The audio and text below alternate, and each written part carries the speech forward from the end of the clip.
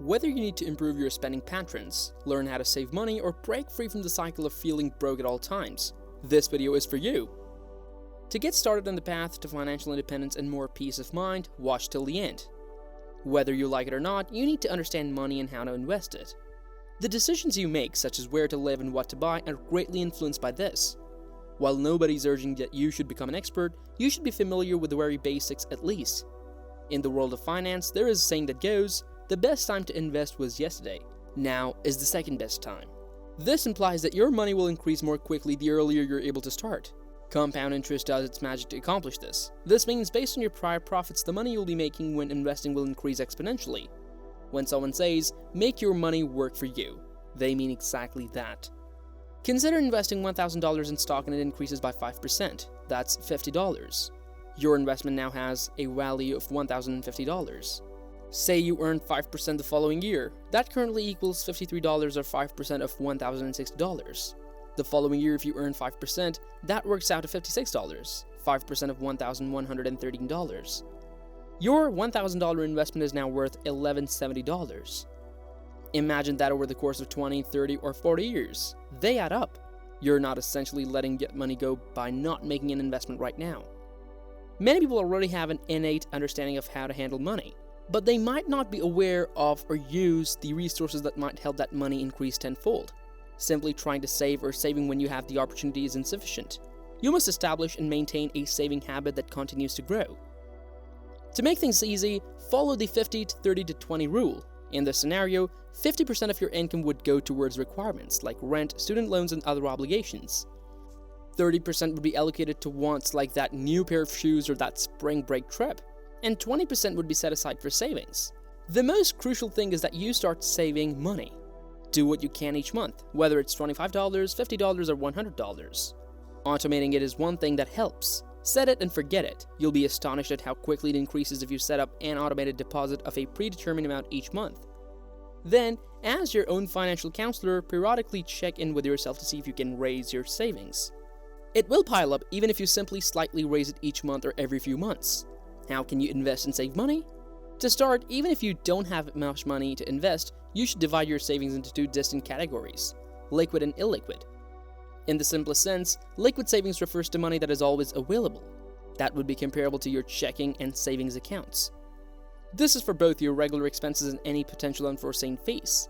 You must be able to pay someone with a check or through a payment app like Apple Pay, PayPal, or Venmo. The type of money that is difficult to access is known as illiquid assets. This includes anything from your stock or investment portfolio to the shoes you're trying to sell online for a profit. These assets can be easily cashed out, and in some situations, if an investment has a set withdrawal date, there may be penalties for doing so. Now, one may think, why would I want the money that is difficult to get my hands on? It's quite simple. When compared to a checking or savings account, it often produces a better rate of return. Nevertheless, having both is essential. The most crucial step if you currently have no savings is to calculate how much money you need to pay your bills each month, and begin setting aside 3 to 6 months worth of spending in a savings account or financial app. Therefore, if your monthly expenses are $2,000, you must have at least $6,000 in an account that is always accessible in case you do. Setting that as a goal and working hard to achieve it will help. Even if it feels like a lot, find areas where you may cut costs even slightly to increase your savings. Everyone needs an emergency fund so they can stay afloat in the event of an emergency. The saying, "Life is a marathon, not a sprint," may have caught your attention. Well, the same holds true for your financial situation. Consider the long run and the bigger picture.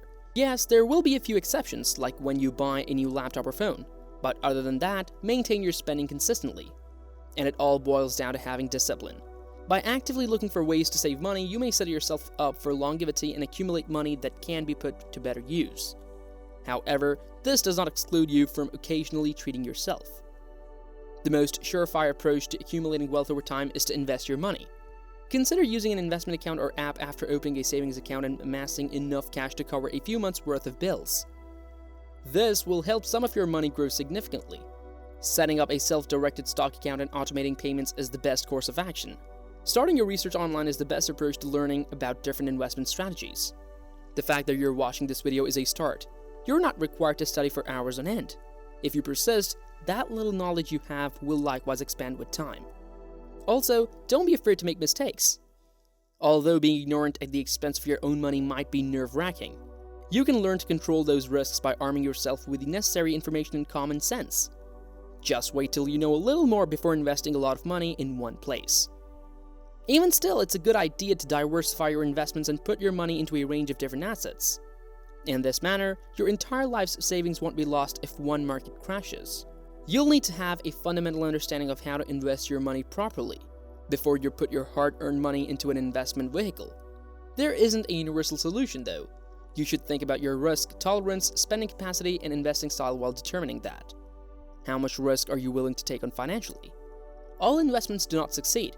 Each investment type carries a unique level of risk, but returns and risk are frequently associated. It's crucial to strike a balance between increasing your financial returns and determining how much risk you can tolerate. Bonds have very low risk and predictable returns, but they also have very low returns, about 2 to 3%. Contrarily, stock returns can differ significantly depending on the company and time period, but the overall stock market typically returns close to 10% annually. Risk can vary greatly, even amongst the broad categories of stocks and bonds. What kind of investments should you make? This is a critical task, and sadly, there isn't a perfect response. Your investment objectives will determine the right sort of investment. For instance, that might be the ideal course of action if you have a moderately high risk tolerance as well as the time and willingness to thoroughly analyze particular stocks and learn how to do it correctly. Bond investments or bond funds may be a better option if you have a low risk tolerance yet desire larger returns than you would get from a savings account. Investing in passive assets like mutual funds or index funds can be a wise choice if, like the majority of Americans, you don't want to spend hours managing your portfolio. Additionally, a robo-advisor might be the best choice for you if you truly want to adopt a hands-off approach.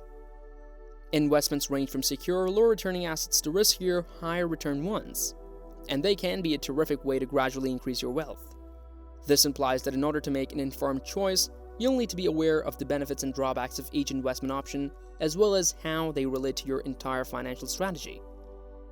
Although it may initially seem difficult, many investors manage their own assets if you've never invested money before. It could seem intimidating.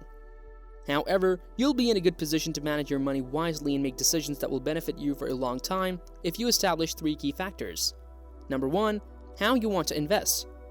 Number 2, how much money you should invest. And number 3, your risk tolerance. Life is all about making choices. You'll live the life you want when you decide based on your priorities and values. Learn to look at your situation from a different perspective.